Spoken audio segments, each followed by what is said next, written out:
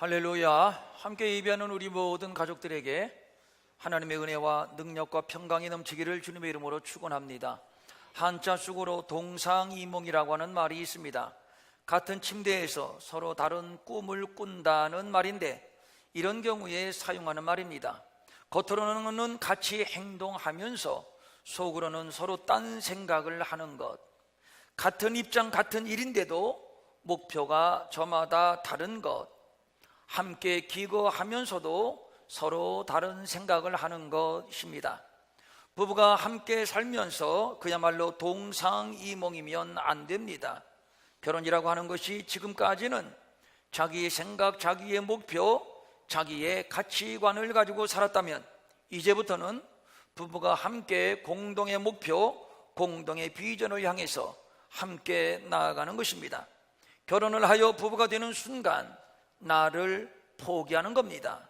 그리고 부부간에 서로 생각, 비전, 꿈을 공유하면서 협력하며 함께 나아가는 것이죠. 예수님의 제자가 된다는 것도 역시 마찬가지입니다. 사생활을 포기하고 공생활로 들어가는 것입니다. 저들은 지난날에는 갈릴리 바다에서 고기를 잡는 어부였습니다. 그런데 저들이 예수님의 제자로 부름을 받은 날로부터 갈릴리의 어부가 아니라 사람 낚는 어부가 되었습니다. 이를 위하여 저들은 배와 그물을 버렸습니다. 고향도 버렸고 부모 친척도 모두 버렸습니다. 이제부터는 사람 낚는 어부가 되리라. 즉 예수님의 제자, 공생활로 살겠다는 것입니다.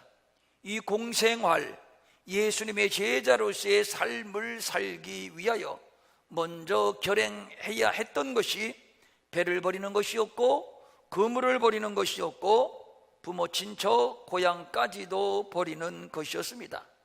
매우 중요한 얘기입니다. 제자가 된다는 것은 포기하는 것으로부터 시작되는 것을 의미하는 것이지요. 만약에 포기하지 않는다면 그것은 애당초 제자가 될 수 없는 겁니다. 저희 교단 헌법상 목사는 목사 이외에 어떤 직업을 가질 수 없습니다. 목사가 된다는 것은 세상의 모든 것을 다 포기하는 것으로부터 시작된다는 것을 의미하기 때문입니다. 그리스도의 제자가 된 이상 나의 야망, 나의 포부는 없습니다. 그러므로 제자가 되는 첫걸음은 포기입니다. 그런데 문제는 포기가 안 된 상태에서 제자가 되려 한다는 것이지요. 얼마 전에 어느 후배 목사님과 대화를 나누었는데 그가 하는 말이 이것이었습니다. 목사님, 목사가 되고 목회를 하려고 하니까 자존심이 너무 상해요. 그때 제가 그 후배 목사님에게 한 얘기가 이것이었습니다. 목사님, 목사에게는 원래 자존심이라는 것이 없는 거예요. 목사에게는 말이죠, 간도 없고 쓸개도 없어요. 맞습니다. 자존심까지 다 내려놓는 것, 포기하는 것, 이것이 목사의 길이고 또 이것이 제자의 길입니다. 오늘 본문은 말씀합니다. 아무든지 나를 따라오려거든 자기를 부인하고 자기 십자가를 지고 나를 쫓을 것이니라. 제자가 되기 위해서 지불해야 하는 값은 먼저 자기를 부인하는 것입니다. 그리고 자기 십자가를 지는 겁니다. 여기에서 부인하다라고 하는 말의 의미는 자신의 의지와 뜻을 부정하고 또 자신의 욕구와 육체의 유혹을 허락하지 않고 단호히 물리치는 적극적인 행동을 가리키는 것이고, 두 번째로 이전에 섬기던 세상의 주인과의 관계를 모두 청산하고 참 주인이신 주님께 돌아오는 행위를 함축하는 말입니다. 그런데 예수님의 제자들, 외형적으로 저들은 배와 그물을 버리고 예수님을 따라 나섰습니다. 그리고 결심했습니다. 이제는 고기 잡는 어부가 아니라 사람 낚는 어부가 되리라. 최소한 겉으로는 그랬습니다. 누가 봐도 그랬습니다. 그러나 내면으로는, 실제로는 아니었습니다. 각자 저마다 갈릴리에서 고기 잡던 때와는 또 다른 야망이 저들 내면에 불타고 있었습니다. 이제 예수님이 유대인의 왕이 되는 것은 당연한 일이다. 만약에 그렇게 된다면 나는 예수님의 우편에 앉으리라, 나는 좌편에 앉으리라.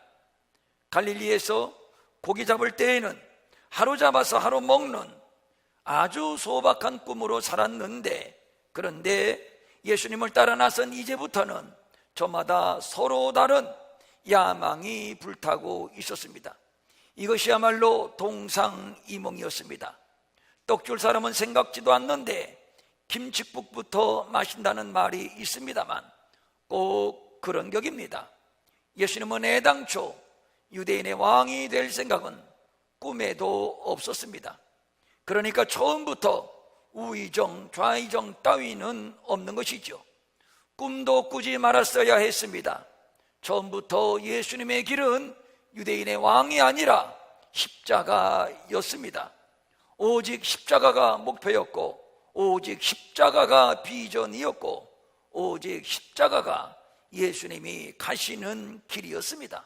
왜냐하면 십자가만이 자기 백성을 죄에서 구원하는 아버지의 유일한 뜻이었음을 알았기 때문입니다. 예수님도 인간이셨기 때문에 십자가를 앞에 두고 심한 고통을 느끼셨습니다. 이 십자가를 앞에 두고 겟세마네 동산에서 기도를 합니다. 아버지, 내가 이 십자가의 잔을 꼭 마셔야만 합니까? 피할 수는 없는 겁니까? 피할 수만 있다면 피하고 싶습니다. 그러나 내 원대로 마옵시고 아버지의 원대로 하옵소서. 피할 수만 있다면 피해보고 싶었던 이 십자가의 잔, 그런데 왜 피하지 않으셨나요? 그것이 아버지의 뜻임을 알았기 때문입니다. 예수님에게는 오직 십자가밖에 없었습니다. 어떻게 하면 십자가를 통해서 자기 백성을 죄에서 구원할까만을 생각했습니다. 그런데 제자들은 말 그대로 김칫국부터 마셨으니 그것은 세속적인 야망이었습니다. 한마디로 저들은 자기를 부인하지 않았던 것입니다. 예수님께서 제자들에게 묻습니다. 너희들은 나를 누구라 하느냐? 이때 베드로가 불쑥 나서서 대답을 합니다. 주는 그리스도시요 살아계신 하나님의 아들이십니다. 이 대답은 토시 하나도 수정할 것이 없는 완벽한 대답이었습니다. 베드로다운 대답이었습니다. 예수님은 너무도 기뻤습니다. 하여 이렇게 말씀합니다. 바요나 시몬아, 내가 참 복이 있구나. 내가 이 반석 위에 내 교회를 세우리니 음부의 권세가 이기지 못할 것이야. 드디어 교회가 이 땅에 세워질 것입니다. 이 교회는 음부의 권세가 이기지 못할 영광스러운 교회요, 능력의 교회요, 영원한 교회입니다. 그런데 이 교회가 베드로의 이 신앙 고백 위에 세워진다는 겁니다. 이런 은혜가 어디 있고 이런 복이 어디에 있습니까? 그리고 이어서 예수님은 말씀합니다. 제자들아, 이제 내가 예루살렘에 올라가서 고난을 받고 죽임을 당하고 다시 3일 만에 살아나게 될 것이야. 아닌 밤중에 홍두깨라고, 이게 무슨 말씀입니까? 고난받는 것은 뭐고 또 죽는다는 것은 뭡니까? 제자들의 입장에서는 하늘이 무너지고 땅이 꺼지는 듯한 충격적인 말씀입니다. 본문은 베드로의 반응이 크로즈업되어서 소개되고 있습니다. 22절입니다.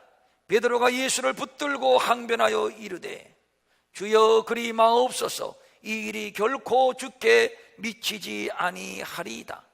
여기에서 항변하다라고 하는 말의 의미는 책망하다, 꾸짖다라는 뜻인데, 그러니까 베드로가 예수님을 붙들고 나무라고 꾸짖었다라는 뜻이고, 이 일이 결코 주께 미치지 아니하리이다, 이 말은 내가 어떻게 해서든지 당신이 고난을 받고 십자가를 지고 죽는 일만큼은 막아보겠다고 하는 베드로의 강력한 저항이 담긴 표현입니다. 이 말이 다른 제자들이 아니라 베드로의 입에서 나온 말이라는 점에서 의미심장하겠다 하겠습니다. 베드로가 누굽니까? 예수님과 가장 친밀한 제자가 아니던가요? 자타가 공인하는 예수님의 수제자가 아니던가요? 주는 그리스도시요 살아계신 하나님의 아들이라고 고백함으로 예수님께 극진한 칭찬을 들었던 제자가 아니던가요?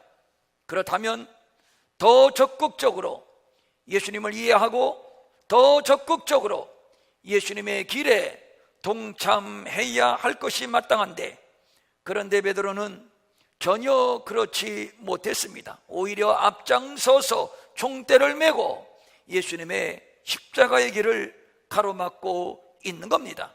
이때 우리 예수님께서 말씀합니다. 사탄아 물러가라. 너는 나를 넘어지게 하는 자로다. 내가 하나님의 일을 생각지 아니하고 사람의 일을 생각하는구나. 우리는 여기에서 중요한 사실 하나를 발견하게 됩니다.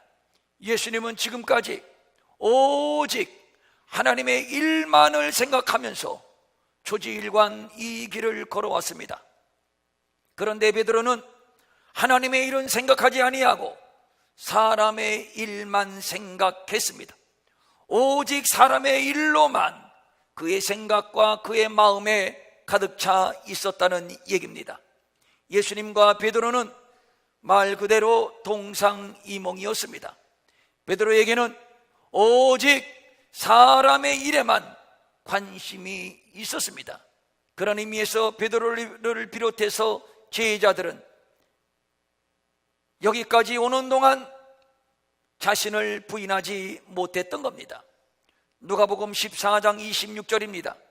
물은 내게 오는 자가 자기 부모와 처자와 형제와 자매와 더욱이 자기 목숨을 미워하지 아니하면 능히 내 제자가 되지 못한다. 여기에서 미워한다라고 하는 말은 진짜로 미워한다는 것이 아니고 우선순위의 문제를 말하는 겁니다. 부모와 처자와 형제와 자매, 더욱이 자기의 목숨, 이것은 세상에서 나에게 가장 중요한 가치요. 무엇입니까? 가족이지요.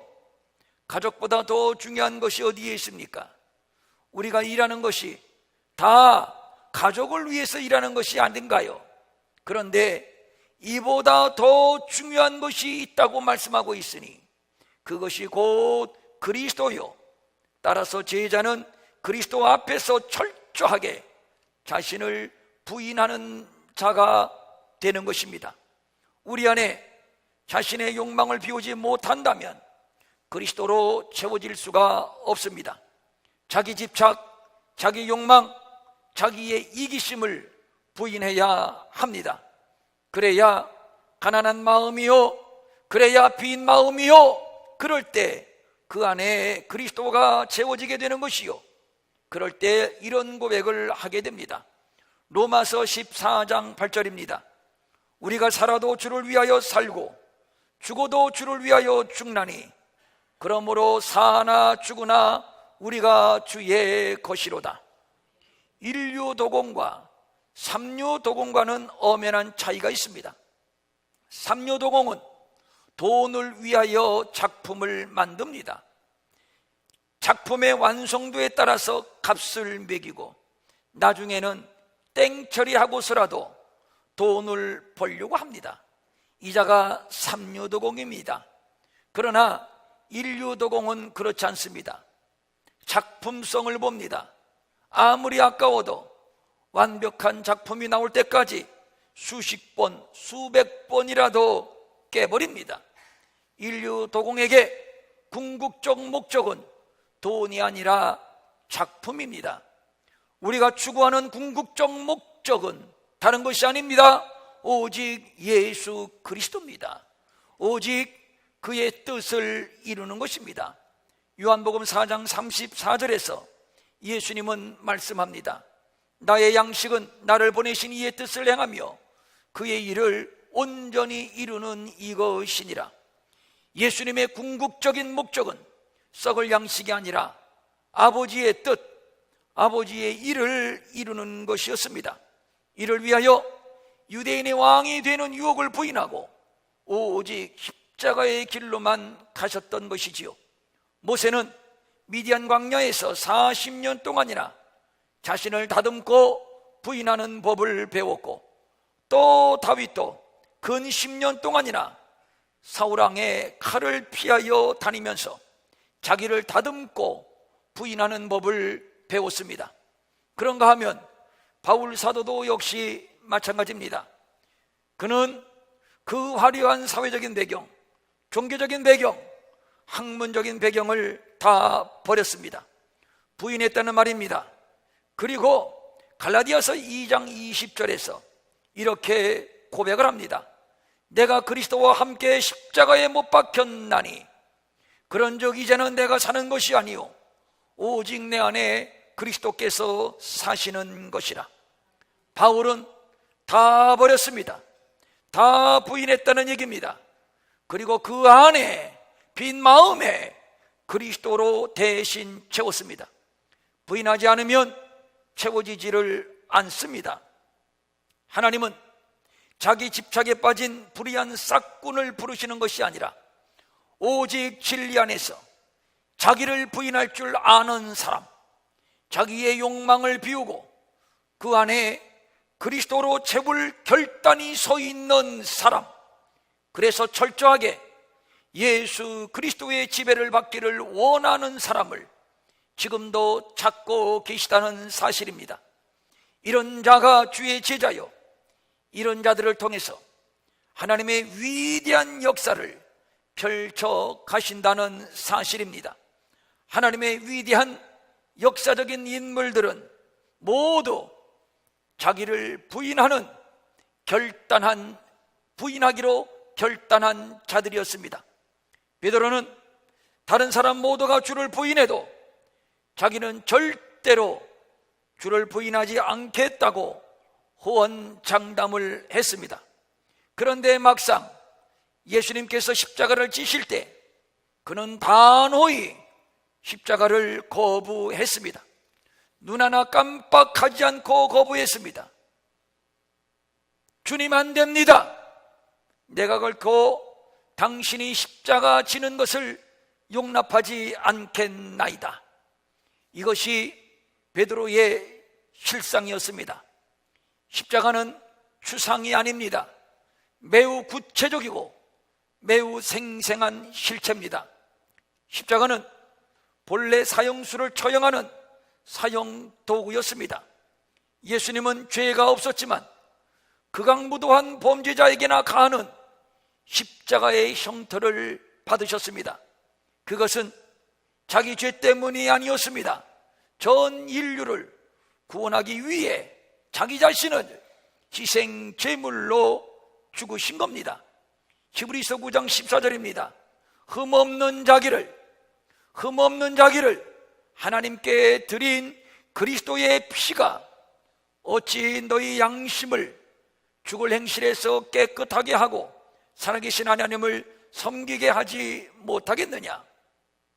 예수님의 십자가는 인류의 죄를 정결하게 씻는 속죄의 십자가요, 죄와 죽음의 속박으로부터 우리를 자유케 하는 구원의 십자가입니다. 그러면 우리가 져야 하는 십자가는 어떤 십자가인가요?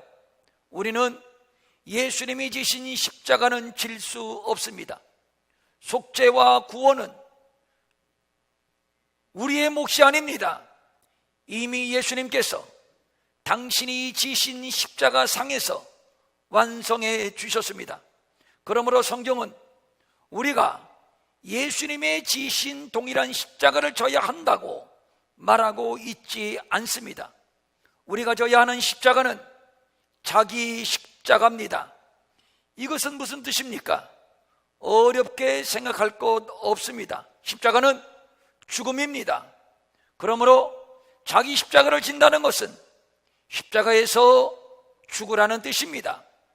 헬라인들에게 십자가를 자랑하는 그리스도인들이 한없이 어리석게 보였습니다. 왜냐하면 십자가는 저주요 심판인데, 그런데 십자가에서 죽은 예수를 메시아라고 믿고 있으니, 그러므로 학식과 덕을 숭상하는 헬라나 로마 사람들에게 그리스도인은 한없이 어리석게만 보일 수밖에 없었습니다. 그러나 반대로 구원을 받는 우리에게 십자가는 하나님의 능력입니다. 고린도전서 1장 18절입니다. 십자가의 도가 멸망하는 자들에게는 미련한 것이요 구원을 받는 우리에게는 하나님의 능력이라. 왜냐하면 십자가에 못 박힌 그리스도로 인해 유대인이나 헬라인이나 누구나 죄 씻김 맞고 구원을 받기 때문입니다. 그러므로 세상 사람들에게 십자가가 한없이 어리석게 보여도 우리에게는 십자가가 능력이요 십자가가 지혜요 십자가가 자랑인 것입니다. 그러므로 그리스도를 따르는 제자라고 한다면 자랑스럽게 자기 십자가를 질 각오를 해야 합니다. 예수를 믿는다는 것 때문에 부끄러움을 당할 수 있습니다. 멸시도 당할 수 있습니다. 큰 손해도 당할 수 있습니다. 그것은 죽는 길입니다. 요즘 한국교회를 향한 비판이 십자가 없는 기독교, 십자가 없는 믿음이라는 겁니다. 온통 복만 있고 온통 출세와 성공만 있지 십자가를 찾아볼 수 없다는 것이지요. 예수님은 십자가를 만류하는 베드로를 향해서 초강력으로 책망하십니다. 사탄아 물러가라, 너는 나를 넘어지게 하는 자로구나. 무슨 얘기입니까? 십자가 없는 믿음, 십자가 없는 헌신, 십자가 없는 은사, 십자가 없는 복음은 아무리 그럴듯한 교리나 신학으로 포장을 해도 볼 것 없이 사탄입니다. 사탄이 광야에서 예수님을 시험한 미끼가 예수 떡 만들어 먹으시오, 내가 당신에게 천하만국의 영광을 주겠소이다. 알고 보니 십자가 없는 떡, 십자가 없는 천하만국의 영광이었습니다. 엄청난 함정이었습니다. 그런데 베드로가 이 함정에 빠졌습니다. 아니, 베드로뿐만 아니라 오늘 한국교회가 이 함정에 빠졌습니다. 자기 백성을 죄에서 구원하기 위하여 오신 예수님, 이것이 아버지의 뜻임을 아셨던 예수님, 이 아버지의 뜻을 이루기 위해서는 오직 십자가밖에 없다는 것을 아셨던 예수님, 그래서 예수님은 아무 소리도 안 들렸고 아무것도 보이지 않았습니다. 오직 십자가밖에는 말입니다.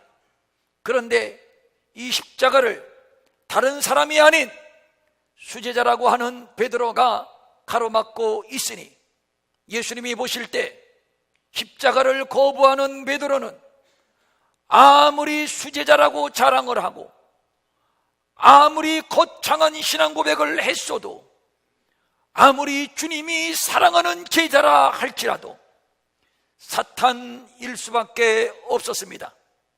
그래서 하시는 말씀이 사탄아 물러가라. 하나님의 일보다 사람의 일을 더 생각했던 베드로, 그는 십자가가 두려웠고 십자가가 무서웠습니다. 왠지 십자가에 자기의 인생을 건다는 것이 너무도 어리석고 억울하기도 했을 겁니다. 십자가가 무엇입니까? 자기 목숨을 내어주고 죄인들을 살리는 겁니다.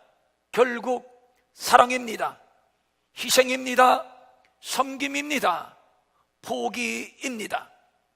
역사적으로 기독교가 십자가 정신에 입각했을 때 힘이 있었고 능력이 있었고 세상을 변화시켰고 그리고 존경을 받았습니다. 한국에 기독교가 처음 전래되었을 때를 봐도 그렇습니다. 철저하게 십자가를 앞세웠습니다. 십자가를 짊어졌습니다.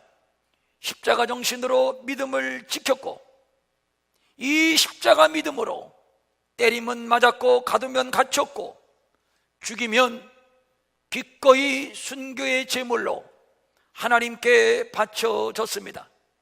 손영원 목사님은 6.25 때에 자기 아들을 죽인 인민군을 양자로 삼았습니다. 십자가 믿음이 아니면, 십자가 정신이 아니면 불가능한 일입니다. 희생하고 봉사하는 것도 십자가 믿음이요, 참고 인내하고 기도하는 것도, 심지어 예배를 드리고 헌금을 드리는 것도 나를 부인하지 않으면 불가능한 십자가 믿음인 것입니다. 문제는 우리가 나를 부인하지 않기 때문에 십자가를 질 수 없는 겁니다. 아직도 내 체면이 중요하고, 아직도 기득권이 중요하고, 아직도 부귀영화가 소중하고, 조금이라도 손해보고 조금이라도 양보한다는 것은 죽기보다도 싫고, 오직 만사형통, 오직 복을 받을 생각으로만 가득 차 있습니다. 하나님과 이웃을 위하여 헌신하고 나누고 희생하고 섬기는 것은 꿈속에서나 있을 법한 일입니다.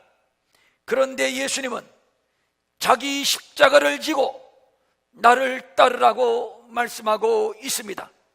만약에 십자가를 거부한다면 그것은 아무리 거창한 신앙 고백을 한다 해도, 아무리 충성한다 해도 그는 사람의 일을 생각할 뿐 하나님의 일을 생각하지 않는 자입니다. 십자가 없는 일은 다 사람의 생각이요, 사람의 일입니다. 죽은 믿음입니다. 아주 두려운 말씀입니다. 여기 한 목사가 아무리 존경을 받고 아무리 많은 일을 한다 해도 만약에 십자가가 동기가 아니라면 그것은 하나님의 일이 아닙니다. 사람의 일일 뿐입니다. 내게서 떠나가라, 무서운 심판만 있을 것입니다. 어느 천국 갔다가 오셨다는 목사님의 간증입니다. 천국에 가보니까 그 유명한 목사님, 한국교회를 위해서 엄청난 업적을 쌓으신 목사님을 봤는데, 그런데 전혀 상급이 없다는 것입니다. 그래서 하나님께 여쭤봤습니다. 하나님, 저 안무개 목사님은 세상에서 많은 일을 해서 사람들로부터 존경과 칭찬을 받았던 분인데 어째서 이곳 천국에서는 상급이 없습니까? 물었더니 하나님께서 이렇게 말씀하시더랍니다. 그래, 많은 일을 한 것도 알고 사람들로부터 칭찬을 받고 존경을 받은 것도 나도 안다. 그런데 모두 자기를 위해서 일했지 나를 위해서 일한 것은 아니야. 저는 이 말을 오늘 말씀에 빗대어 이렇게 각색해 보고 싶습니다. 그는 많은 일을 했어도 사람의 일을 했을 뿐이지 하나님의 일을 한 것은 아니야. 십자가가 무엇입니까? 갈라디아서 5장 24절입니다. 그리스도 예수의 사람들은 육체와 함께 그 정욕과 탐심을 십자가에 못 박았느니라.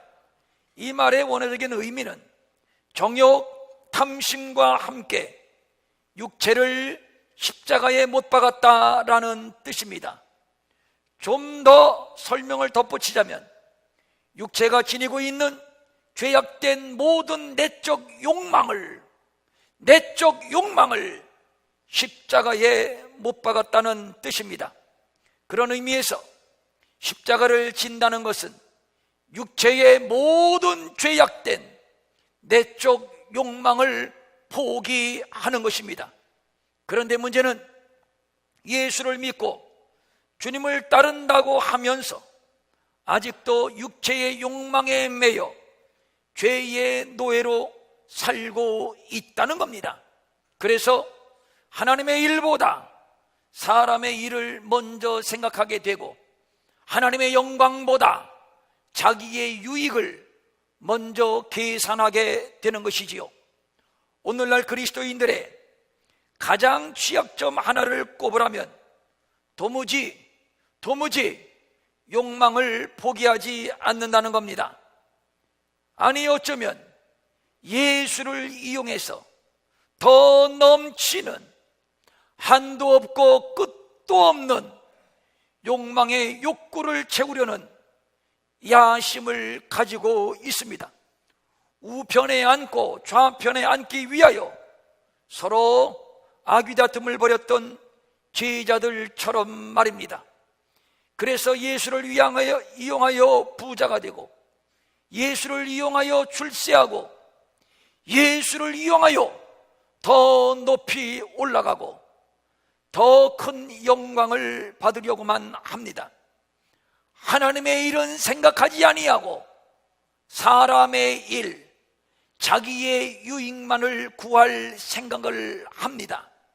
완전 기복주의, 완전 세속주의입니다. 기복주의와 세속주의는 기독교의 타락입니다. 사도행전 21장 13절에서 바울은 고백을 합니다. 주 예수의 이름을 위하여 결박당할 뿐 아니라 예루살렘에서 죽을 것도 각오하였노라. 죽을 것도 각오하였느니라. 이것이 십자가의 길이요 제자의 길입니다. 그런데 오늘 우리는 십자가를 지려 하지 않고 액세서리로 모셔두고 있습니다. 십자가를 지려고 하지 않습니다. 도무지 하나님의 일을 먼저 구하지 않습니다. 오직 사람의 일만 생각하고 자기의 유익만을 구하려고 합니다. 너희는 세상의 빛이다. 세상의 소금이다. 어떻게 해야 빛이 되는 것이고 어떻게 해야 소금이 되는 것입니까? 내가 태워지고 내가 녹아지는 것입니다. 태워지지 아니하면 빛을 낼 수가 없고 녹아지지 않으면 맛을 낼 수가 없습니다. 이것이 주님 가신 길이요, 이것이 십자가의 길이요, 이것이 주님의 길을 따라가는 제자의 모습입니다. 십자가는 모셔두는 것이 아니고 지는 것입니다. 십자가는 회피하는 것이 아니고 감당하는 것입니다. 나는 죽고 그리스도가 사는 것, 이것이 십자가입니다. 그래서 우리는 이런 찬송을 부르는 것이지요. 살든지 죽든지 뜻대로 하소서. 사는 것이 주의 뜻이라면 사는 것이고 죽는 것이 주의 뜻이라면 기꺼이 죽는 것, 이것이 십자가요, 이것이 제자의 길입니다. 본문 25절입니다. 누구든지 제 목숨을 구원하고자 하면 잃을 것이요, 누구든지 나를 위하여 제 목숨을 잃으면 찾으리라. 이것이 십자가의 신비요, 십자가의 은혜입니다. 이것이 십자가의 능력입니다. 십자가는 결국에는 사는 길이고 결국에는 흥하는 길이고, 십자가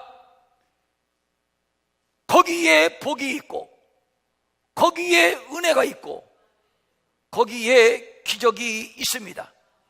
거기에 자손만대가 잘 되는 약속이 있습니다.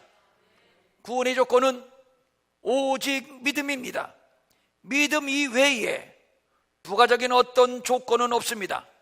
그러나 구원받은 자의 삶은 그렇게 간단하지가 않습니다. 그렇게 소풍 가는 것처럼 그렇게 늘 즐겁고 늘 재미있지만은 않습니다. 우선 하나님의 말씀대로 살아야만 하는 책임이 주어집니다. 그런데 이것이 쉽지 않습니다. 왜냐하면 구원은 받았지만 아직도 지정의 뼛속 깊이 죄성은 남아있기 때문입니다.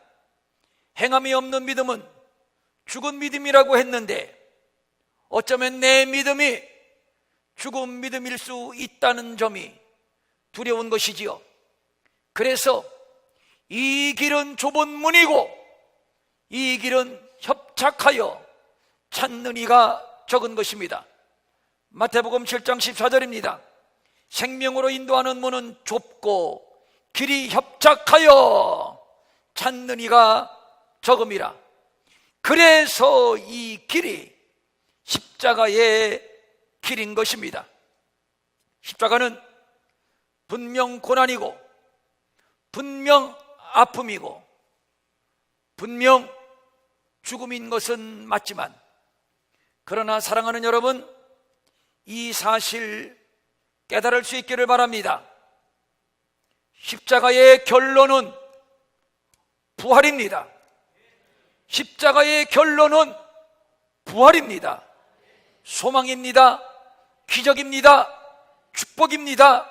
영생입니다. 본문 27절입니다. 인자가 아버지의 영광으로 그 천사들과 함께 오리니 그때에 각 사람이 행한 대로 따라합니다. 갚으리라. 갚으리라. 한 번 더 갚아주리라. 갚아주리라. 그래서 우리 예수님이 우리에게 이렇게 말씀하고 있는 겁니다.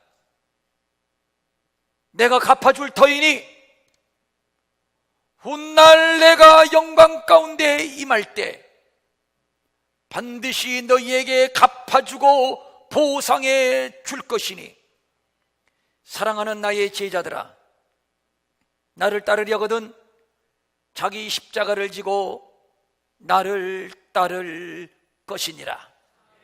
오늘 우리가 주님 앞에 응답할 수 있기를 바랍니다. 아직도 하나님 앞에서 버리지 않은 그 무엇이 있다면 주님 앞에 버리고 비우고 그리스도로 채울 수 있기를 바랍니다. 그리고 주님이 가신 그 길, 십자가의 길이죠. 묵묵히 그 길을 따라간다면 훗날 하나님이 부활의 영광으로 되갚아 주실 줄로 믿습니다. 우리 함께 이 길을 가십시다. 아멘. 일어나셔.